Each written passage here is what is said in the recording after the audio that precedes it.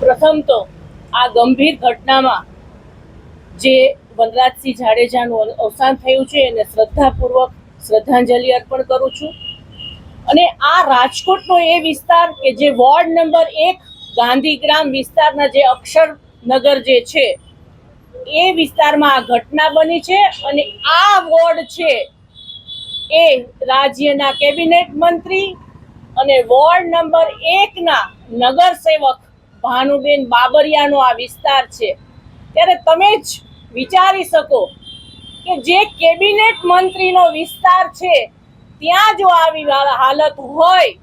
તો સમગ્ર રાજકોટના વિસ્તારમાં કેવી હાલત હશે એ આની ઉપરથી જ ખ્યાલ આવી જાય।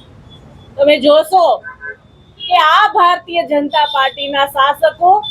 પ્રી મોન્સૂનની કામગીરી પાછળ કરોડો રૂપિયા ખર્ચે છે એવો દાવો કરે છે, પણ પ્રી મોન્સૂનની કામગીરી માત્ર ને માત્ર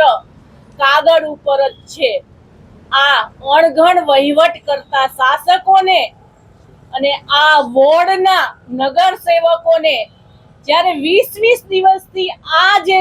ઘટના જે બની એમાં જે ડ્રેનેજનું ઢાંકણું છે એ તૂટી ગયેલું હતું, ત્યાંના સ્થાનિક લોકોએ આના માટે રજૂઆત પણ કરેલી,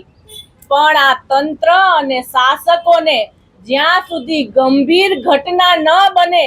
ત્યાં સુધી પ્રજા ભલે ને હેરાન થાય એવી માનસિકતા જે લોકો ધરાવે છે એવા શાસકો અને તંત્ર જ્યારે આ ઘટના બને છે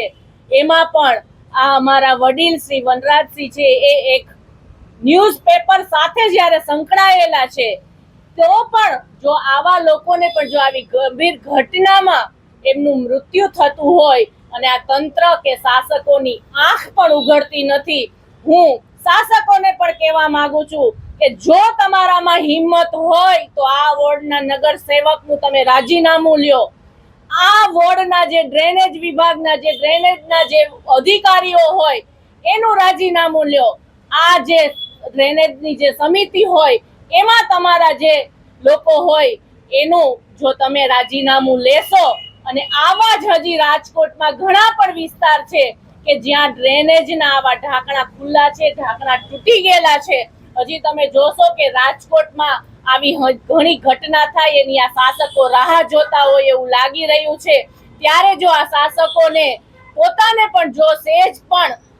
પ્રજા માટે કોની લાગણી હોય તો આ બધાનું રાજીનામું લે તો જ તે આ મૃતકને ન્યાય મળ્યો એવું ગણાશે।